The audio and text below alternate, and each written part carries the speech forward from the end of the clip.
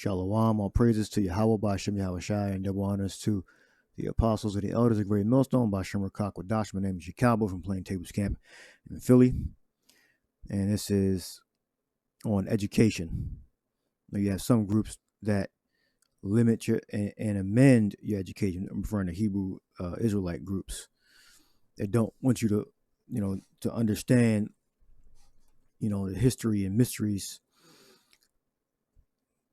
and surface level things of the scriptures, because receiving a scriptural education is the most important thing. All right, and this modern school system, is designed to produce slaves, to produce competent slaves, meaning they want to control what you know. And you have certain Israelite groups that partake in the same system. Like we don't learn about certain things when we go to public schools in America. We're given a system, and anything outside of that system is not required.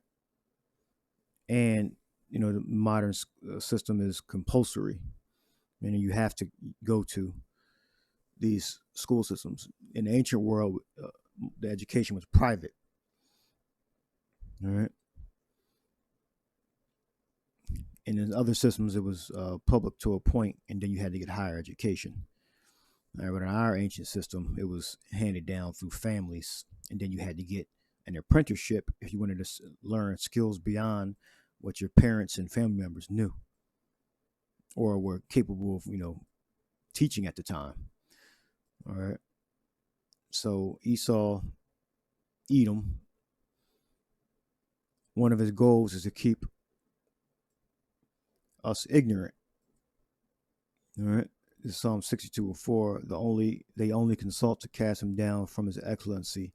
They delight in lies. They bless with their mouth, but they curse inwardly. Salah. You got cast him down from his excellency. 76:13. You got Sha'ath. Elevation. All right. Dignity. Exaltation. Extreme happiness, dignity, loftiness, being high, being exaltation in rank or character, highness. Yeah. So if you're uneducated, scripturally I'm referring to, and and other things. All right, but we folk centering in on the scriptures, Hebrew, Greek, Latin, the history. If we're uneducated on these matters, we're no longer elevated to the proper rank that we're supposed to be in to receive the knowledge. All right. If we don't have these basic things like Hebrew, the languages, right, the languages of the scriptures, the culture, the history of our culture and ancient cultures, if we're ignorant of that, it's impossible for us to understand what we're reading. All right. And that's one of Esau's techniques, is to keep us ignorant, to cast us down from our heritage, which is our language and our history. All right. And then you got certain Israelite groups that partake in the same thing. That's one of the techniques that some of the groups will use. They'll hide and lie about our ancient customs and our language. All right. Got two groups in mind right now. Well, a few actually. All right. Cast down. Look that up. Nadak. To drive away, to banish.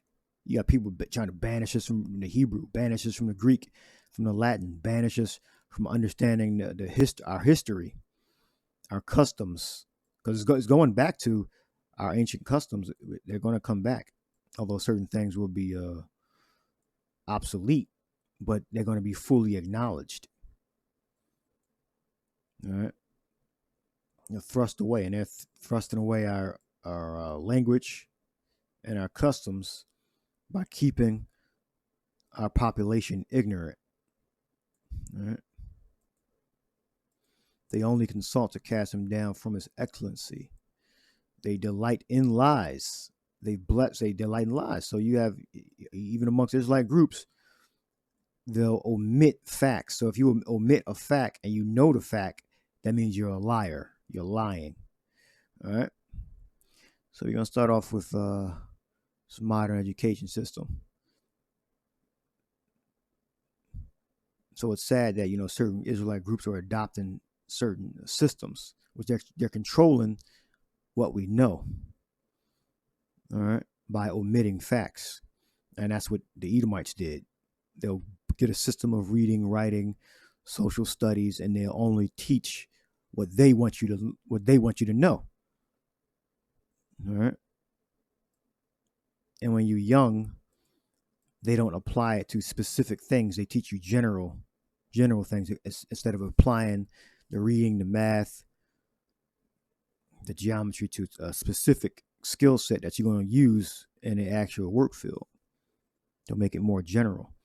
In the ancient world, it was a specific, to what your parents and your family members knew to do a specific task. All right.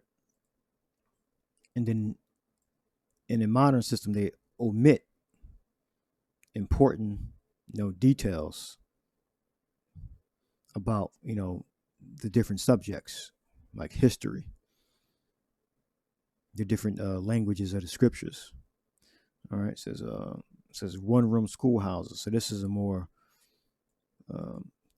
let's say, ancient, traditional system. And the man reforms are the new system that was formed after they call the Prussian model, I believe. Yeah, Prussian model. Let's read the more traditional. Given the high proportion of population on rural areas with limited number of students, most communities relied on one-room schoolhouses. Teachers would deal with the range of students of various ages and abilities by using the monitorial system, if I'm saying it right. An education method that became popular on a global scale during the 19th century. This method was also known as the mutual instruction or Bell-Lancaster method after the British teachers Dr. Andrew Bell and Joseph Lancaster, who independently developed it about 1798 as older children and families would teach younger ones. Not a bad system. The older pupils in these schools became helpers. The abler, more powerful skill. Pupils in schools became helpers to teachers and taught other students what they had learned. Right? If you didn't have this system, you had the system, the parents or uncles, aunts teaching the children certain skills that they knew, and they handed it down through generation to generation. So if your parents were illiterate and you didn't have other family members to be taught, then you became illiterate. You didn't understand, certain reading, writing, certain things about the law in ancient Israel. You would have to have parents that were literate. It wasn't a public school system like you have today. Now you had the Levites. The Levites were actually responsible for educating the Israelites when it came to the laws. All right, but the different agriculture and learning how to fight and all that had to come, like the war, how to build, tent making and all that came from your family. The Levites were educated in the law. That was their main mission, was education, and doing the sacrifices for our sins. They knew what to cut, how to look at the animal, where to cut, how to build the altar. The Levites were experts in knowing how to do those things, all right, etc. Says a man reforms. I guess this is the man, Horace Mann. He emulated the Prussian model, and this is the Prussian model. Upon becoming the Secretary of Education of Massachusetts in 1837, Mann worked to create statewide system of professional teachers based upon the Prussian model, common schools. Prussia was attempting to develop a system of education by which all students were entitled to the same content in their public classes. All right. This is the modern system. And they all learned the same thing. All right. In the ancient world, it wasn't like that. You signed up for an apprenticeship. All right. Man initially focused on elementary education and on training teachers. The common school movement quickly gained strength across the North. Connecticut adopted a system similar to in 1849, and Massachusetts passed a compulsory attendance law in 1852, meaning they adopted a system of programming. All right, so they developed the curriculum, and you were forced to go to those schools. By 1852, it was compulsory. All right, required by law or rule. So everything that we learned, the history that we learned mainly, all right, and sitting down in a chair, the rows of desk, you have one instructor full of 30 students. All that shit came from the so-called Prussian model. All right, man's crusading style, crusading, attracted wide middle class support. No one did more than he to establish in the minds of American people the conception of education should be universal, non-sectarian, free, which is not really free, and it's not non-sectarian. I mean, I guess they mean religion. Yeah, and that it aims should be social efficiency, civic virtue, and character rather than mere learning or the advancement of sectarian ends.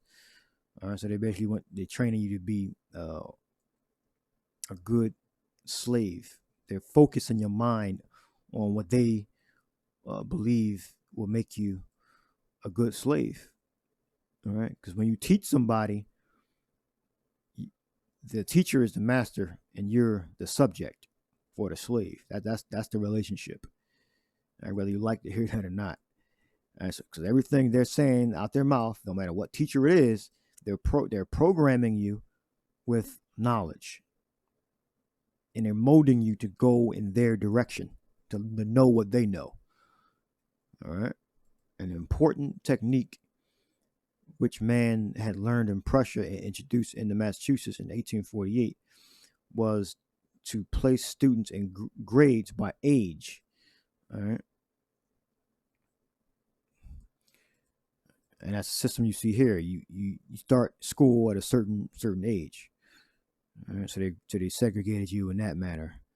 They were assigned, which that wasn't true in the ancient world. It was whenever opportunity met and it was time, then you just you started training under your family, certain family members that had the knowledge that they thought was going to be useful to you to to guide your particular family and tribe. They were assigned by age to different grades and progressed through them regardless of differences of aptitude. Right. But now you can kind of take, I've heard people taking tests and then they skipping grades and all that. But this was generally the model. All right. So if you already knew something already, it didn't matter. You had to go through the different grades. In addition, he used the lecture method common in European universities, which required students to receive professional instruction rather than teach one another. And teaching one another, I think, is a better method. You have certain students that already knew certain things and they were certified by the lead instructor. Then they could teach the other students. Previously, schools often had groups of students who range from age 6 to 14, because every situation is different. All right. So they pretty much changed the ancient model, which seems more reasonable because every family's different. You have different situations going on in different groups of people. So, but they made it compulsory. You had to attend school, I guess first grade or kindergarten, whatever they're calling it during this time. All right. But you had some students children that had to help their parents on a farm or build stuff. All right. And they could be getting their let's say reading and writing and mathematics and history from their parents, but they modeled it so you had to get it from the public school system. All right. So they pretty much engineered and changed the way people were educated. Not for the good, for worse. Now we're limited until we find so-called higher education in apprenticeships to get the skills we're gonna need for the rest of our lives. And then to get a scriptural education, we got to find apprenticeships, which we find our apostles and elders. All right. So this is good to know that what we learned in school was designed that way, and it wasn't designed to make us a free thinker or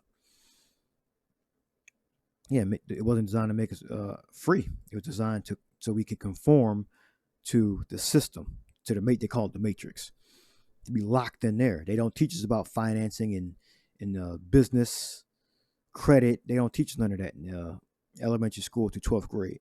You got to learn all that. You got to pay for that. All right. And this is done on purpose. So if we were raised by our parents that already had the information, we would have learned all that. We'd have learned how money works and the system, how it works. We'd have learned it from our parents. But they put a buffer. All right. They so-called made it free, which really is not free. Our taxes pay for these schools. All right.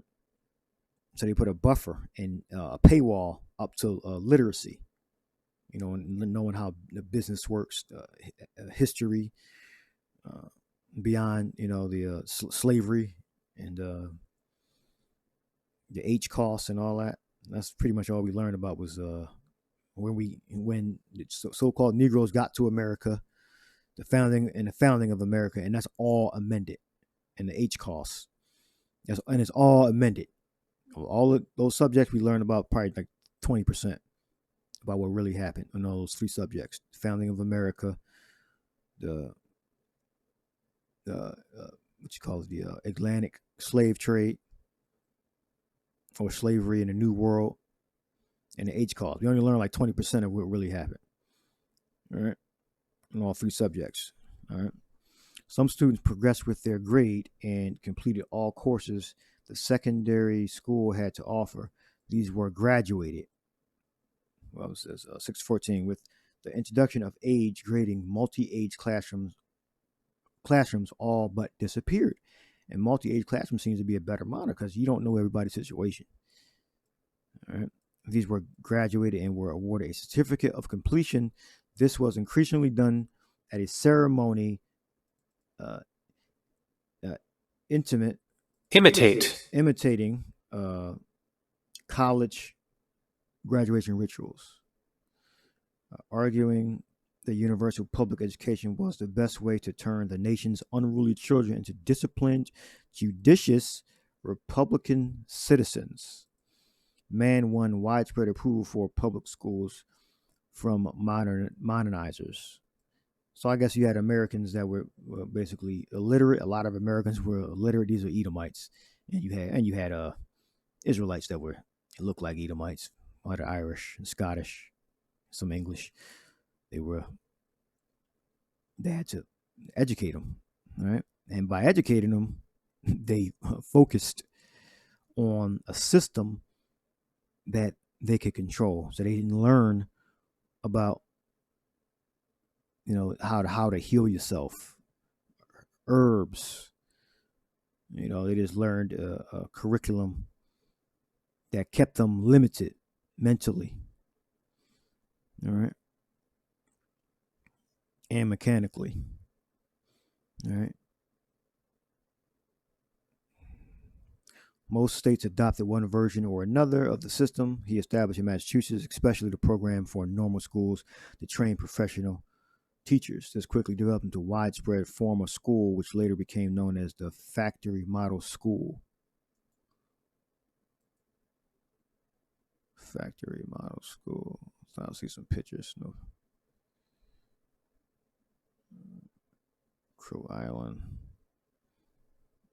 Factory model school. Cells and bells, double loaded schools, corridor with concrete block walls. Yeah, so everything, it's all social engineering. All right.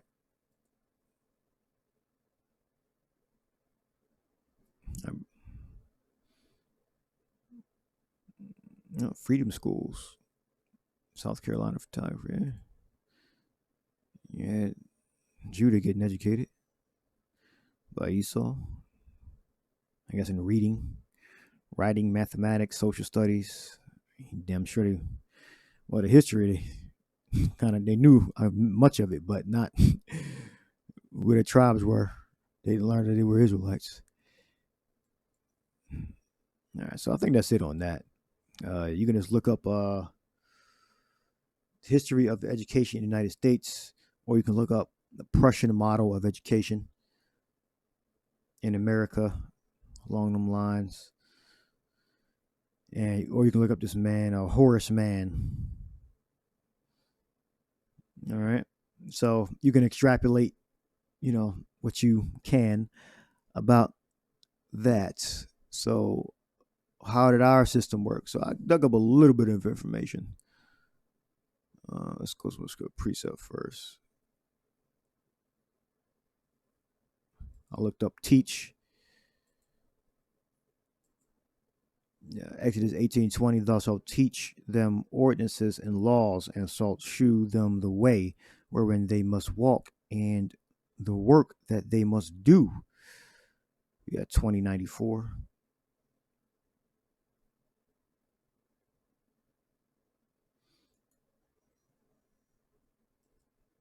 We got Zahar, to warn, to teach, send out light. We speak poetically. Caution, to enlighten. I believe education means to bring out from that, bring out to the surface that's what's inside, to bring to the surface. I will get it. It says to enlighten, to shine. Educate. It says to bring out, lead forth. To bring out.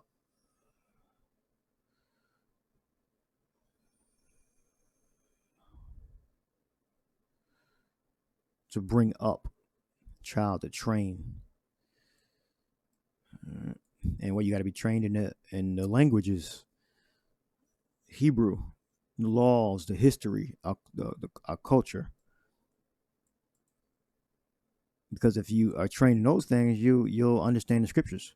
If you're not trained in them things, you're gonna look at the scriptures like, oh, I don't agree with this. Well, because you weren't trained, you weren't brought up.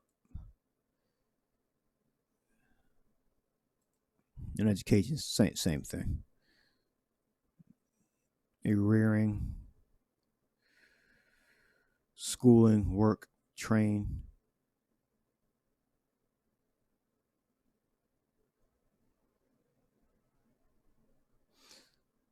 So we go into Proverbs 1:5. A wise man will hear and will increase in learning, and a man of understanding will attain unto the wise counsels.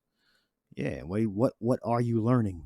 What are we learning? We're learning our language, Hebrew. We're learning Greek, Latin. We're learning about culture, history. If you lack those things, you're ignorant, and you cannot understand the scriptures. This is Proverbs 22:6. Who's responsible for this? Your parents, technically. Then if your parents don't teach, then it's the other family members. And then if not, then you have to get a apprenticeship. All right, that's who we are. We're your mentors. All right, your trainers, your teachers, training up a child in a way he should go, and when he is old, he will not depart from it. 2596. We got chanak, to train, skill, dedicate, devote time, inaugurate, introduce to a system. Yeah, one of our system is what? Learn the languages, the history, all right, culture, and other literary works, other books. All right, that's one of the systems that we use. Dedicate, devote time and effort properly to narrow. Yeah, and the things that we're training you up in, these are things that matter. It's going to lead you to salvation. All right. So we're narrowing you into instead of leaving you open to study witchcraft and more liberal ideologies like this modern system, we're narrowing you to the instruction of the scriptures. All right. And everything that pertains to it. All right. Now, Esau teaches you, he narrows you to, in amended language. You can learn Spanish, French in high school. All right. You're not going to learn Hebrew and Greek in high school.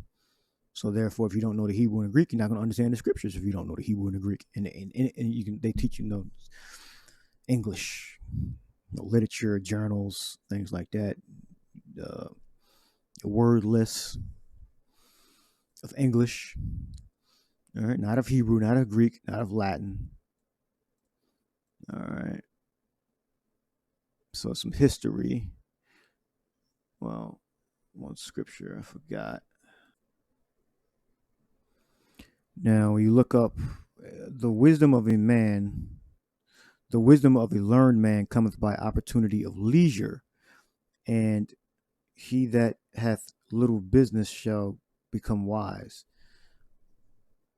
Now, leisure, it means school. It means school. All right, so we become wise when we go to school. All right, that's why school is named school. All right, so I can prove that. Well, I typed in leisure. Freedom from demands of work or duty. Right there. All right, free time. All right, that's one part. There's the second part. Latin liceri. I'm saying that right. Old French and Latin. All right, you gotta look up school.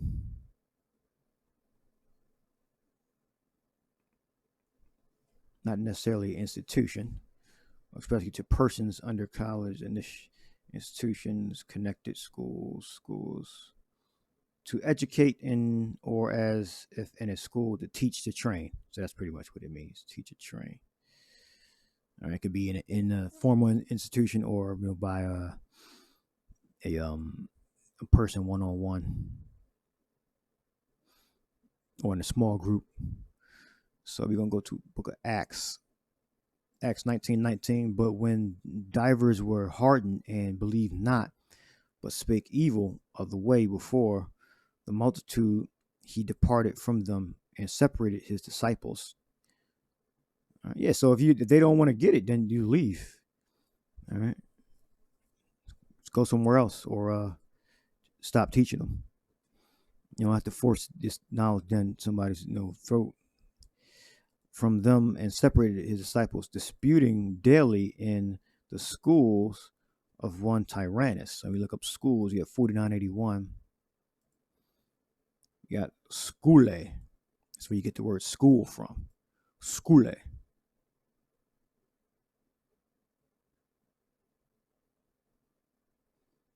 Free from labor. Again, it's leisure. A place where there is leisure for anything. School. So school means you have time free from your normal work, and you work on your skill, whatever that may be. All right.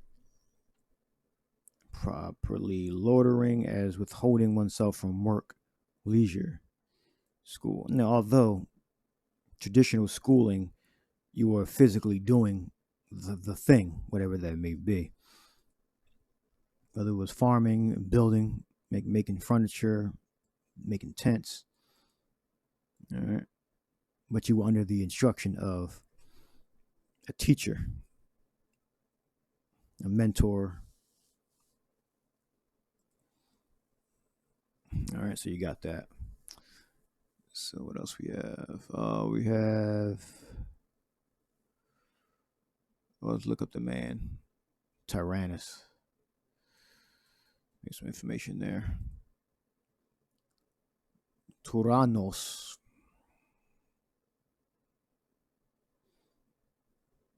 An Ephesian in whose school Paul taught the gospel. And so he opened his school up, his area or building or students up to the gospel. So you could do that in the ancient world. You can't do that today. But they used to have little things. You go around to certain institutions and they would let our teachers teach. I think I've seen videos like that. But you can't do that no more. And we don't have to. We have the internet just to propagate the word. You don't have to go to people's buildings and go to a town hall meeting events and preach the gospel. We just do it through the videos. All right. So now you know what school means. All right. And leisure, it means the same thing. All right. Did that. I have one more a web page I want to show you. What's this? Montheno. What's this? To learn, to be appraised, to increase one's knowledge, to be increased in knowledge, to hear, to be informed, to learn by use and practice, to be instructed, to be in the habit of, accustomed to. That's repetition. Learn and learned. All right, and what? We have to learn the Greek, we have to learn the Hebrew, and we have to learn the history in our culture. If we don't know that, then we're not properly learned in the scriptures, and you can't understand the Bible or the will of the Lord if you don't understand these basic things into more advanced subjects. All right, but it's based around our language and our culture and history. So, all right, yeah, I think I'll close it on. Did I read this right? Opportunity of leisure. All right. I think I read that right, yeah. The wisdom of a learned man cometh by opportunity of leisure, and he that hath little business shall become wise. So now you got the full understanding on that.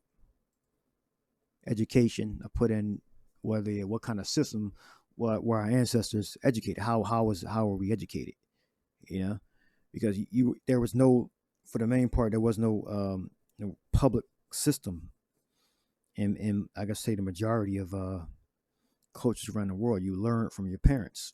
And then I think during the Greeks and the Romans, then they started implementing a formal, like a public school system kind of thing. All right.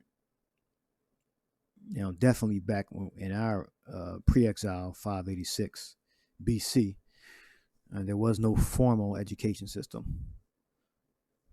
You learned everything from your family members, from your particular section of your tribe.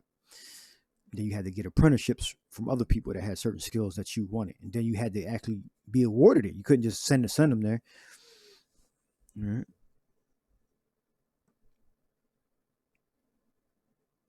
In the early period of Hebrew history, prior to the exile of 586, and this is why women are proud too, because I definitely can see women not being educated, being far less educated than men, especially in the ancient world. So I can see why the pride in women today, and this is why they pride themselves so much on education, because before women weren't really that educated. Besides the simple, reading and writing, Women, wasn't no man going to teach no woman how to build and engineering and all that. Women weren't going to be learning that stuff, so they were pretty much limited to just the basics. All right, so when they get this education, they really want you to be interested in it, and men don't give a damn about a woman's education. All right, and that's the serpent, the deal that the woman made with the serpent to get up over, to be the head of the house. And how's the woman becoming the head of the house? Part of that's through legally, getting custody of the children. Then they can file the children on their taxes and all that. And education, because knowledge is the potential for power. Knowledge is potential power. And if you're educated, they can have power over the man. All right. And that's what the woman lusts after, to have power and authority over men. All right? And to be free. And then they'll lie and say, oh, I just want to be free from the dependence of a man. All right. And they're still dependent on men. They're just not dependent on their counterpart. All right. Because they have the police officers and the legal system. But soon it's going to be increasingly hard to be independent. They're independent from men. They used to be dependent because they were not educated, and they didn't have public systems set up to protect them, like running water, toilets, and all. They didn't have that back then, so they were dependent. And now they have these things. They can just pay for. They can get educated and be free from a man. So they're taking that option. All right? Unfortunately, or fortunately, depending on your advantage, how you're looking at it, that's going to lead women to their absolute destruction. Being independent. All right. In the earlier period of Hebrew history, prior to exile, the primary teachers were the tribe and family, particularly the parents, and education was focused on children. The Hebrews were originally nomadic tribes. Training involved actual participation in various agrarian occupations, such as farming, tent making, making of tools, and fishing. Knowledge was passed through generations, through stories during long evenings around the campfires, conversations around the well, or in the home doing domestic chores. All right. So there was no formal system where as soon as you turn 5, whatever the age is, you had to attend kindergarten or first grade, and you learned shapes and reading, writing. That didn't exist. You had to learn from your parents to help you survive. All right. This is why women are so proud now today, and they don't even know that. They don't even know the history. All right. And this is why this pride is so high, and they don't give a shit about the history either. So how they evolved from being practically illiterate on most things to now not having the certain knowledge to take care of themselves through the system. Remember, if the system didn't exist that was in place, having the knowledge wouldn't mean anything. All right. Or it would mean very little if the system wasn't in place to protect them. All right. Generations, campfires, conversations around the well or in the home doing domestic chores. There were most likely some educational institutions in this period. Mesopotamian archaeological remains include word lists and instructions on farming, while Sumerian remains include tracts on large school discipline and dialogues. All right, so you had some instructor-led education. All right, and they're calling them institutions. All right. As the offices of priests and prophets began to emerge, written literature was developed from the rich depository of oral tradition within the Hebrew culture. Because first, our knowledge was passed down orally, and it was informal. Formal meaning like you got to show up every day and sit down on the ground or in chairs and be instructor led. That wasn't your parents. The need to be able to read became important. Education focused on teachers who, and the thing is, you had to be educated in reading and writing. So if you weren't educated, if your parents didn't do a good job and they were more focused on farming, then when the Levites came around, they had to actually teach. The Levites had to be literate. They had to know the Hebrew writings and history. They had to know that. It was a requirement for Levites. The other tribes had to learn from their parents, and then when the Levites came around, then they had to educate them farther or fill in the gaps where the parents fell off at. All right, it's not like today where it's compulsory. You had to know and you had to progress through grades. Back then it was up to your family unit, and then the Levites had to step in and go through the gaps, fill in the gaps where their parents may have failed. Education was focused on teachers who would teach reading and writing. It was natural for priests to be considered the teachers of the community. There you go. And the more important, just like today, the more how our parents, they value certain things and they don't value other things. Some parents can teach you with their homework, teach you, and other parents don't know the work. All right, you got Yahweh. Within the community, prophets were also considered teachers. Hebrew prophets were seen as a channel through which Yahweh could speak. You remember the populace, they really weren't close to the Lord. All right, it was really the prophets. And then you had certain pockets among Israel that really could read the scrolls. Remember, this copying there was no printing press back then. So if you had a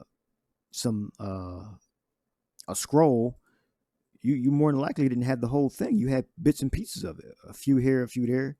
You had to get the copies from the priests, from the Levites. All right, it had to be hand copied over.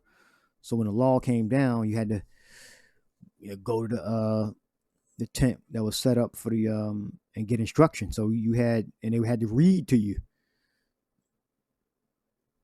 And then you had to speak it. Then you had to see it, written on the scrolls. So it was much more difficult. It was much more direct. It wasn't like it was copies. We can see the web pages, and they could mass produce books and scrolls now in the day. It wasn't like that back then. It was slow, and you had to go to specific people to get the knowledge. All right. Although they were the foretellers of the future, these prophets also served as wandering public instructors, meaning they travel, teaching the people the word of the Lord regarding matters of public and private religious concern. All right. So be privileged, be grateful that it's so much easier today. Even when the elders and apostles were younger, 20 years ago, it was much harder to get information. They had to go to they had to actually go to libraries. I remember having a library card in middle school, in elementary, middle school, and high school. Through what 95, 96 through 2003. 95, I was 10. I remember having a library card. All right, checking books out, using the internet, printing stuff out. We used to go to the library for that. All right. So be grateful that we have teachers that can teach us, mold us to be, competent teachers ourselves. All right. So that has been my lesson on, education, how we were taught, how Esau teaches. All right. And remember, Esau wants to keep us with a very narrow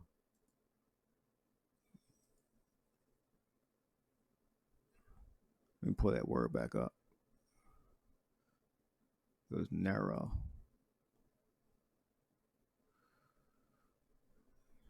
Let me find it. Here it is. Kanak. Esau wants to keep us with that narrow viewpoint on history, and our language. All right. To narrow. So we're being narrowed in the right direction. Esau's narrowing us in the wrong direction. All right. Because to learn, you got to focus. All right. Train, dedicate, inaugurate. All right. So we're being inaugurated on the Hebrew, the Greek, Latin, our culture, and our history. I'll make it one more scripture. This is Isaiah 46:8. Remember this and assure yourselves men. Bring it again to mind. Oh, you transgressors. Oh, you sinners. Yeah. Remember the scrolls. Remember the laws. Go to the priests. Go to the prophets. Ask them to read you the scrolls, which is the book, the scriptures. Remember the former things of old, for I am the Allahiyah. I think it's Allahiyah right there, right? Allah. And there is, let me see what word is really there. Allahayim. Allahayim. Why would they abbreviate it like that? Oh, I clicked the wrong one. Oh, no, I didn't. I picked the right one. Allahayim. I must click the wrong word.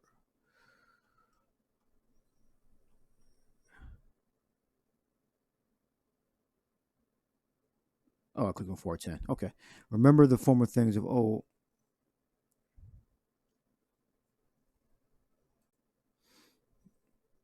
Right there, Allah, which means God. That's all Allah means. Allah is God. Remember the former things of old, for I am a power, or God, and there is none else. I am Allahayim, or God, and there is none like me. All right, this is plural, declaring the end from the beginning, from ancient times, the things that are not yet to come, saying, my counsel shall stand, and I will do all my pleasure. So we got to know the things of old. All right. I will ancient times. All right. Forever, depending on the context you're using it. All right. Perpetuity, perpetual. All right. And former things of old. Remember the former things of old. Show yourself men. H377. Ayash. This is particular Ayash, which means manly. This long word here. Wahafa Ashashwa. All right. Pronounce that as you will. All right. Means to be manly. Manly. Show masculinity. Champion great. Act in a manly way. All right.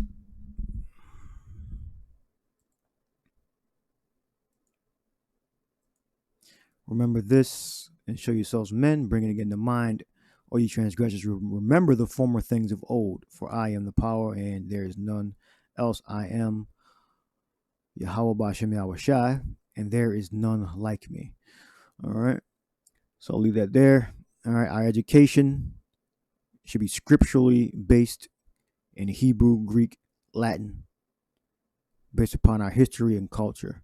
That's how we are to be educated, if you're going to understand the scriptures. So I hope you are edified. Shalom.